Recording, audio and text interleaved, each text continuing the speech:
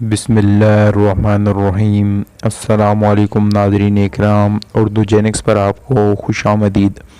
حضرت عبداللہ ابن عمر رضی اللہ تعالیٰ عنہم سے روایت ہے کہ نبی اکرم شفیع معظم صلی اللہ علیہ وآلہ وسلم نے ارشاد فرمایا کہ جو آدمی بھی لا الہ الا اللہ واللہ اکبر ولا حول ولا قوت الا باللہ پڑھے گا، اس کے گناہ معاف کر دیے جائیں گے، گرچہ وہ سمندر کے جھاگ کے برابر کیوں نہ ہوں۔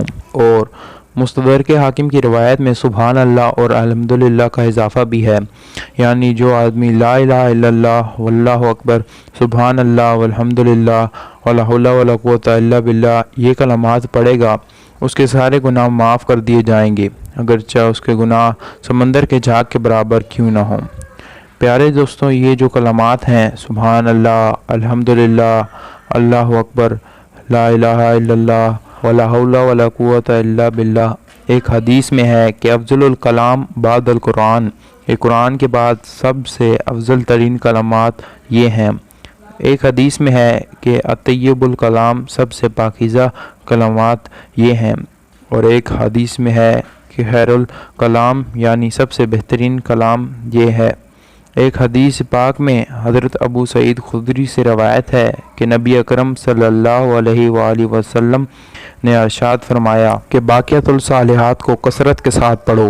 صحابہ نے پوچھا یا رسول اللہ باقیات الصالحات کیا ہیں؟ حضور نے فرمایا وہ اصل دین ہیں۔ باقیات الصالحات، پھر سوال ہوا کہ یا رسول اللہ وہ ہے کیا چیز باقیات الصالحات؟